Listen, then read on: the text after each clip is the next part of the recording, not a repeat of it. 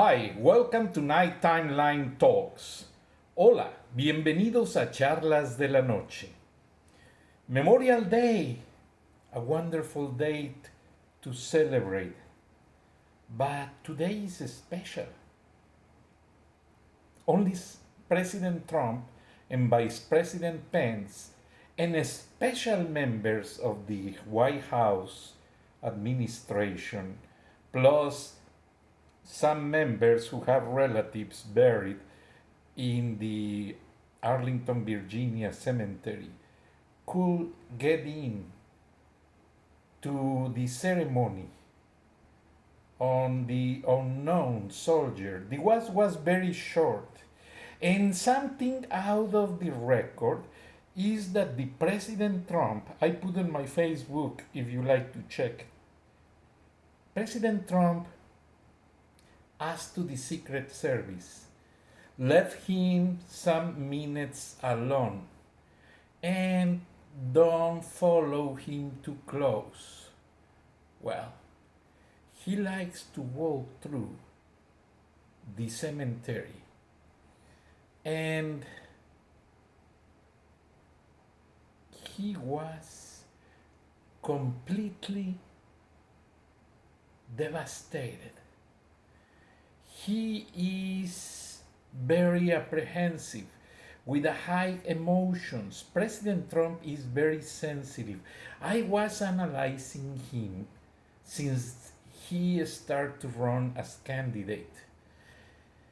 And the fact that affect most to the President Trump is that he was comparing the Sunday's edition of the New York Times, where basically was a huge critic to the way he managed this pandemic.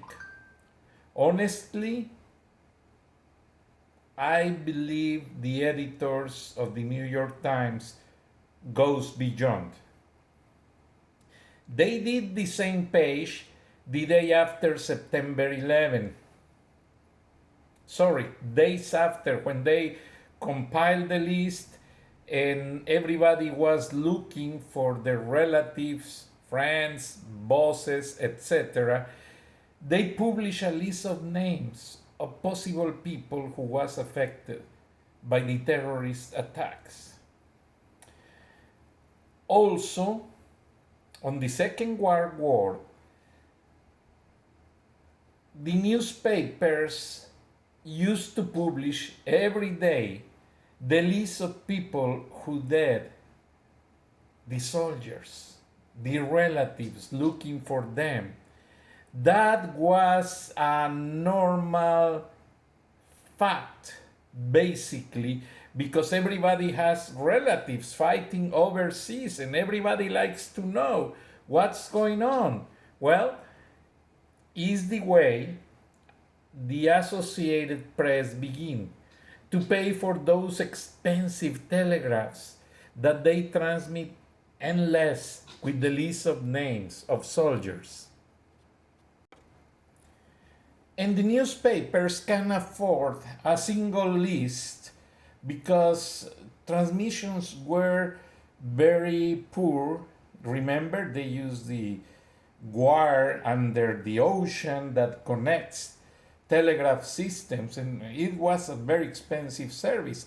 So all newspapers, the New York Sun, New York Times, all the largest newspapers in the United States make an association, and they split the cost of these transmissions, and later born the Associated Press. They say, why not we create a press agency to split costs, and we send correspondents, special newspapers and photographers all over the world, and we afford the cost. And through today, we have the wonderful services of the Associated Press.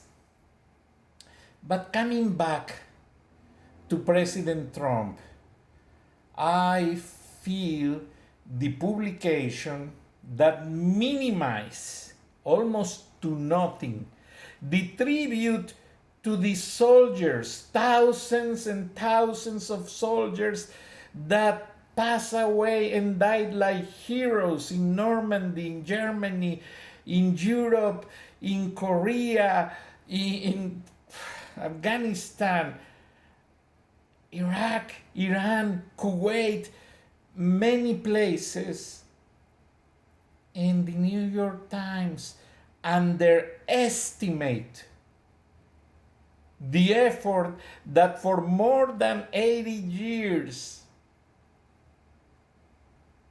American soldiers are doing to keep the freedom of this wonderful country. Honestly, France, when United States of America liberate France, go to the archives and French ladies kiss our soldiers on the mouth and give flowers and hug them in appreciation that they go to help and take out the German troops.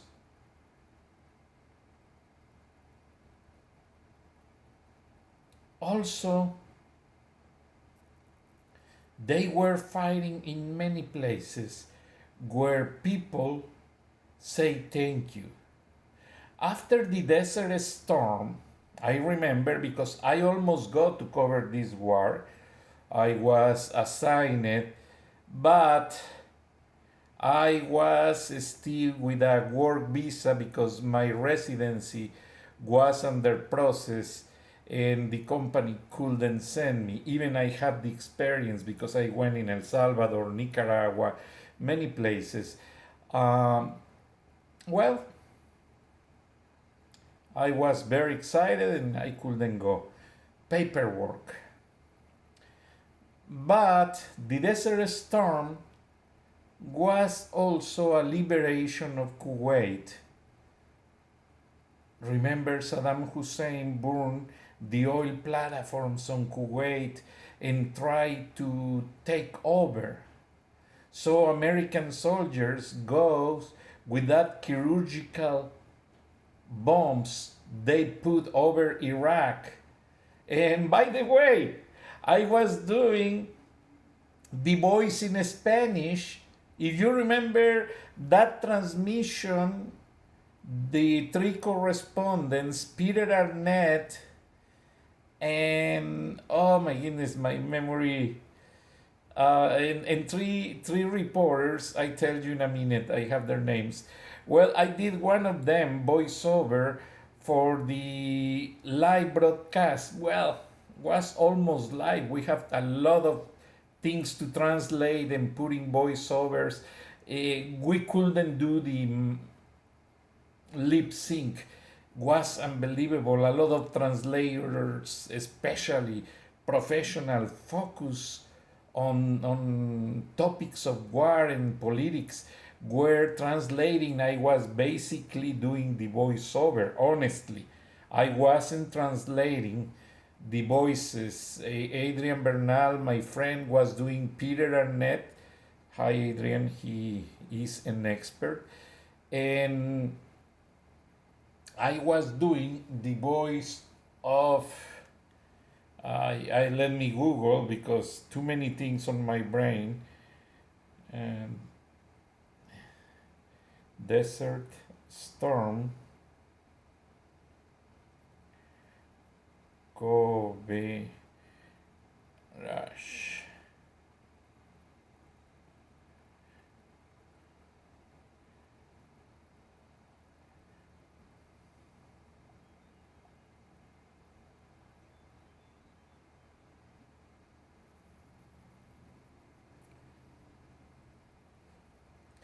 Yeah, Operation Desert Storm on CNN. And let me go there. I was doing the voice of Bernard Shaw, and the other reporter that was with Peter Arnett and Bernard Shaw was John Holligan. Let me tell you a little bit about his story. It's important because even he was covering the war. He passed away in an accident in Gwinnett County, very close to this area. A car hit his car and he died on the accident.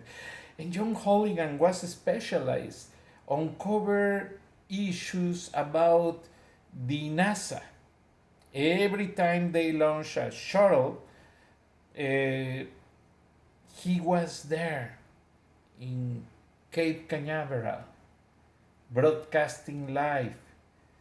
And he was almost chosen to be the journalist, the first journalist who goes to the space. Unfortunately, he was hit by that accident and it was too sad. And many people feel so bad because John Holligan started on CNN from the beginning. He was doing agricultural reports, but he does with an excellent accuracy. And I know because very often they call me Francisco, can you please tell us how do you say in Spanish this or that? And I was helping, assisting in many projects. You know, I check the teleprompters and stick the broadcast sheets and help assisting freelance. Meanwhile, they open TNT because that was the job I was hired. Turner Network Television. I was hired for a network of movies. And I don't complain, I agree. But the situation is they call me when the international, CNN International, has a problem with any translation, any misinterpretation situation, and I was helping a lot. Michael Hessing was a majestic, hell leading, giving me advice in everything. Ted Rubinstein, oh, excellent gentleman, senior correspondent also, many friends, and everything come back to my mind and start to remember memories. But John Holliman was one of the best. Hey, amigo mexicano, that was the only thing he tells me. And he was one of the persons who inspired me to keep going, to study hard the English language because it's tough. It's tough to understand and catch the words. It's not like the Spanish. Spanish is easier. English composition is tricky and two words together has another meaning, etc., etc.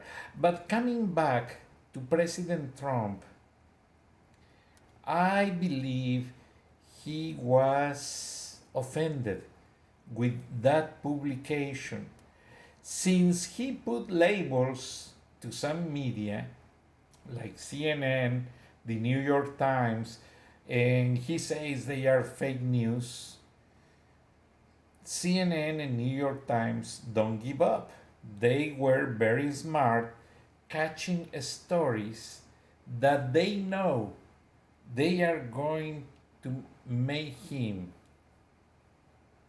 feel bad. And especially now that the new elections are coming in November 2020. Elections are around the corner. And the New York Times criticize our soldiers. I don't like to repeat the report, honestly. And this morning I was thinking to cut my subscription to the NYT. Even I have great friends there, Larry Rother. Many people. Larry Rother was correspondent in Mexico City when Carlos Salinas de Gortari was president. After that, he was moved to Brazil and Argentina. and he spent many years up there, and he back to New York, and he just recently retired like 3 weeks ago. He speaks perfectly Spanish, Portuguese, and obviously English, and we have very, very good experiences. One day Arthur Golden visited me in Monterrey, and he doesn't believe the growing business of illegal machine guns and guns in Monterrey, and I took him to the places where they sell guns and machine guns and ammunition, everything. He told me, Francisco, it's unbelievable. Later, I did that story for Channel 2, Televisa Monterrey, and one of the sellers was a father of a famous football soccer player, El Abuelo Cruz. His dad sell guns, and El Abuelo Cruz was the image for an evangelical church, and they don't say anything. I interviewed the dad, he showed me the guns, and he says the story was a lie. But the videos are in the archives, and I don't care. Me and Lord, we know who is lying. And El Abuelo Cruz never go back to the professional football, and the church quit them as members for lying to people. I laugh because it's sad. I cannot advertise a church if I don't have a good moral background. If I am breaking federal laws in Mexico, come on, it's a mistake, and I will not do it.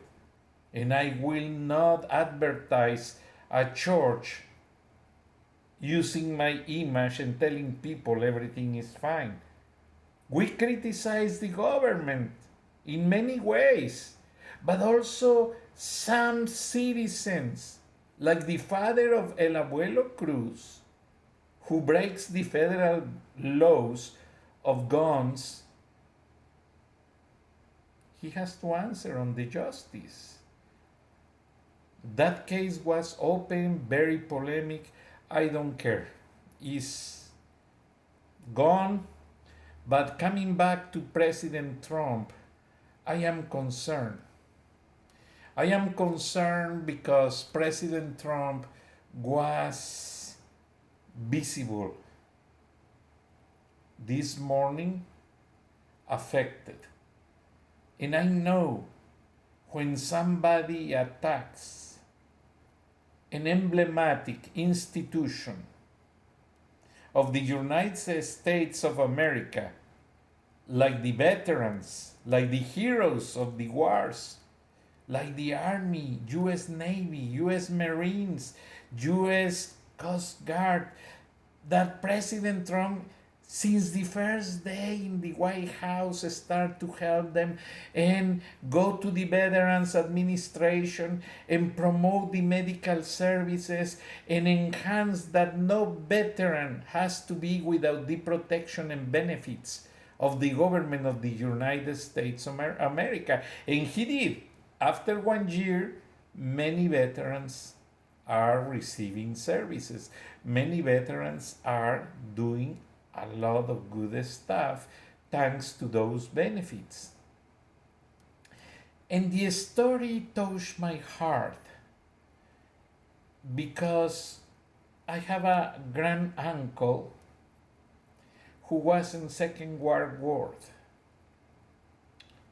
We have the Purple Heart in Mexico with a letter from President Eisenhower thanking for his service. I am going to tell you this story very briefly, and I like to correlate this story because I feel the same way President Trump was feeling since yesterday.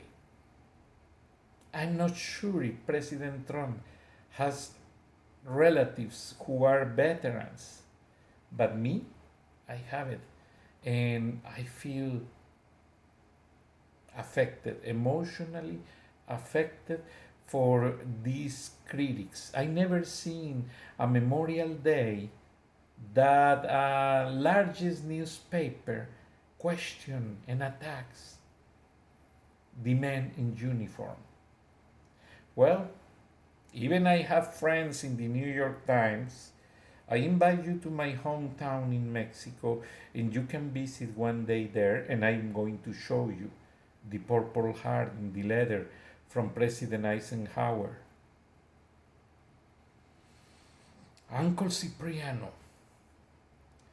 was attending personal things in a mountain where his battalion was camping.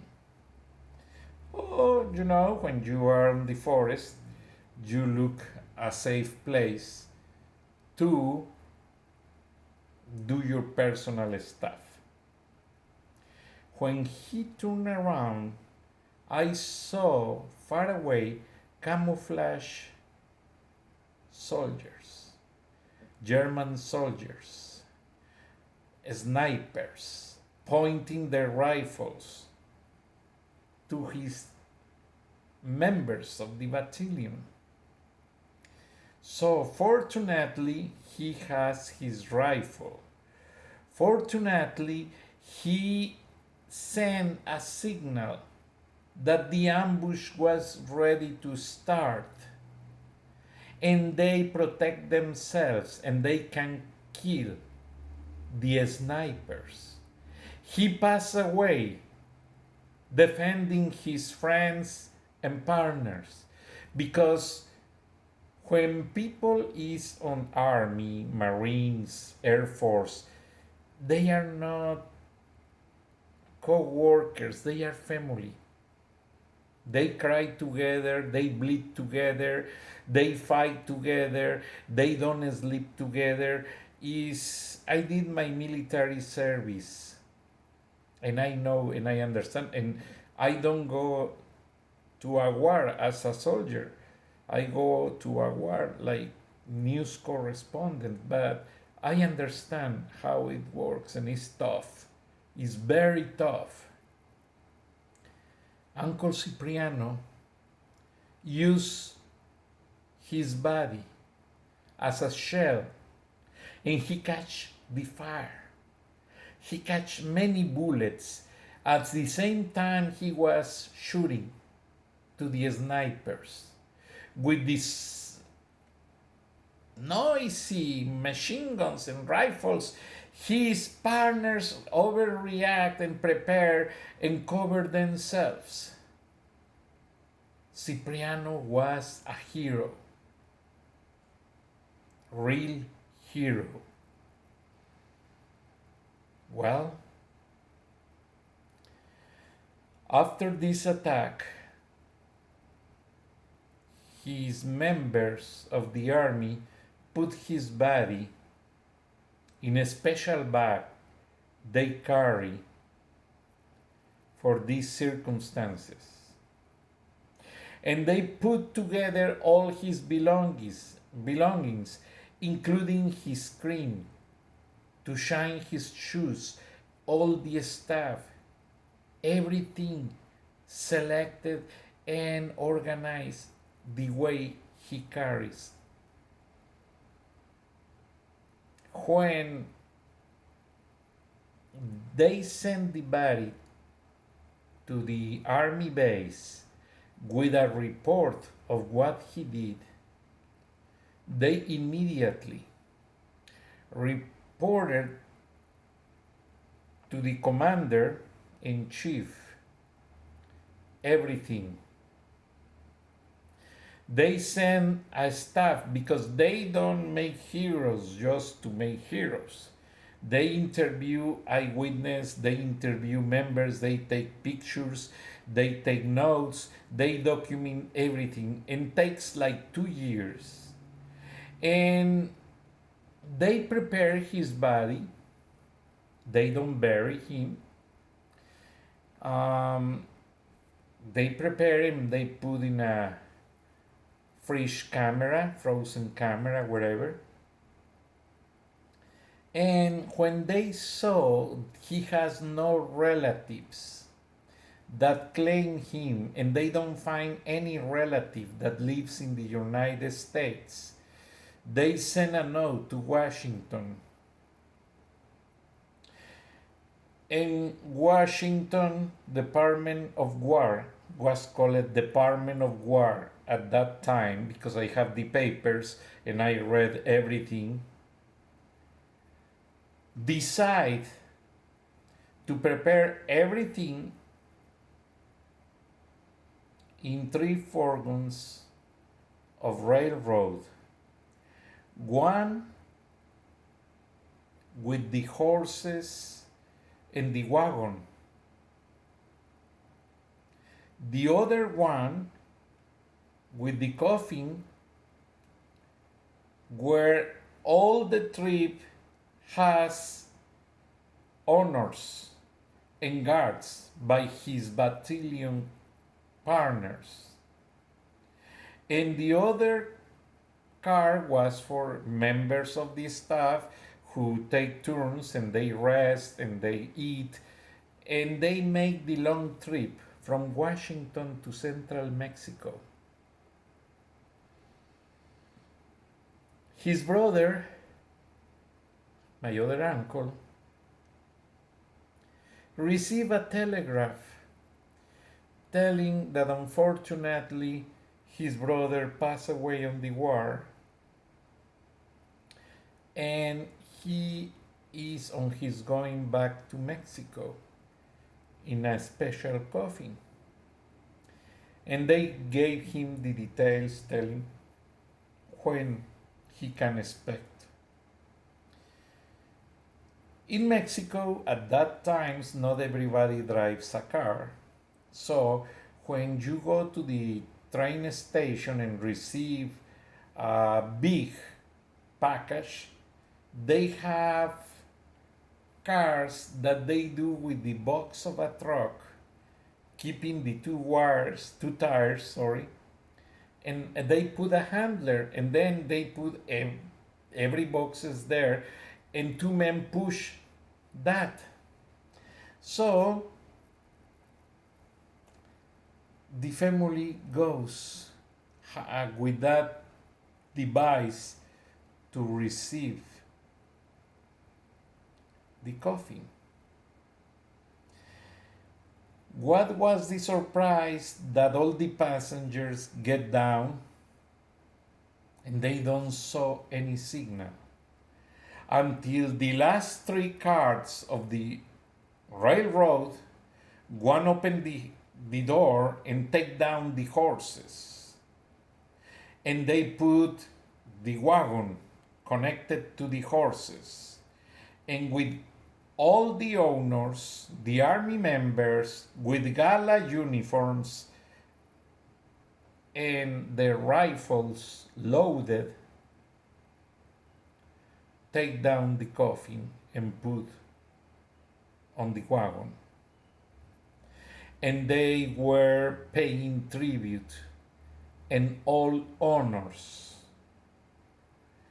And was a big surprise because they know already a map to make a parade as a tribute from the railroad station that is close to downtown, my hometown, to his family house. Once it was on the family house, they have already hired flower services from a funeral home, and they put everything on the devices of the funeral home, and they keep guarding the coffin. They already have a priest, a capellan from the army who speaks Spanish, and he was interconnected with the local priest, and they run the funeral services together. They already have the space on the cemetery, a special space at the entrance. So the day after, He was taken on the same wagon, pulled by horses, very nice horses, through the cemetery. The story ran as far. The whole population of this small town was there watching and observing the funeral services because not every day American army bury a hero in central Mexico in Guanajuato.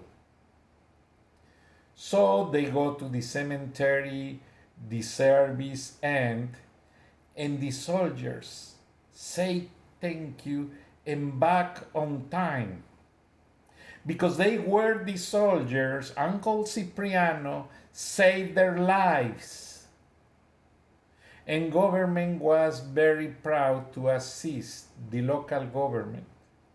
They back on time at noon, and the same train they arrived the day before, they take to go back to America with everything. And still, Uncle Cipriano is buried there. He was buried with his uniform, and one day a member of the American embassy needs a tag to confirm because the family was receiving a pension from Veterans Affairs, and they need a number that was on his uniform. So they go and open in the cemetery, and my cousin who saw that, he says he was the same way he was the day they buried him. His face, his uniform, there is a process that they take. I forgot the pronunciation in English. Embalsamamiento is in Spanish.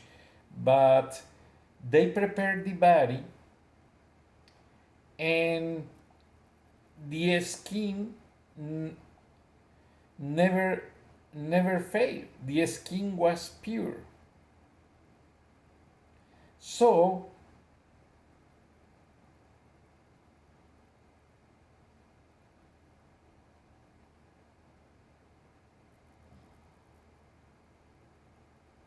embalm, I apologize. I was close, but it's impossible to remember all the words, especially when you don't use on the daily basis.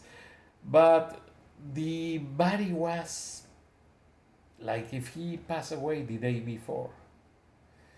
Finally, the members of the embassy who were present took the number. They haven't touched anything. They cover everything. But his body was there like a hero. Real hero. Who saved his partners, his family, his battalion. And President Trump, he treated the army like he is the commander-in-chief. He really assumed that position from the honest perspective and from the formal. He gave formality to this situation. And he was in a military school, private, but he was on the military school. And today on the Arlington Cemetery, when he asked to the Secret Service take him, but they let him spend some minutes together, and the First Lady was with him, but she was attending part of the service. I believe he was doing an introspection. And the members of the press, not all of them provide a fair coverage on this regard today. Everybody's talking most about the publication of the New York Times. I did yesterday, and I mentioned, well, it's Memorial Day weekend. Okay, we care about the people who pass away of the COVID-19. I understand, it's hard, my respect for that people, but The war heroes are celebrated. We pay tribute every single year to them. Why ignore? Because is what the New York Times was trying to do. Ignore. Ignore the effort of life many people do to keep this country safe, to keep the world in peace. One day I read a huge banner that says, "You love American freedom? Thanks, a veteran." And it's true. Makes a lot of sense. It's important. Recognize that veterans pay with blood the freedom of the world. Keep that in mind, because you never live under Hugo Chavez government or Nicolás Maduro where they don't have toilet paper. You never live under Saddam Hussein's regime. You never live under the Soviet Union, under the Chinese government. It's tough. It's tough. If young people don't like to study, don't like to practice sports or work, they are sent to the military or to a concentration camp. Period. So let's go to do the same introspection President Trump is doing. Because on his speech for Memorial Day, he transpired such respect. Even it was short, was very respectful. And I defend on this issue to the President Trump. He is requesting respect to the men on uniform, respect to the armed forces, because many of them are defending the integrity of this country, and I agree. The continent, the Latin American continent, is safe thanks to United States. Many countries are safe thanks to United States. Keep that in mind and never forget it. Thank you and have a good night, and see you tomorrow.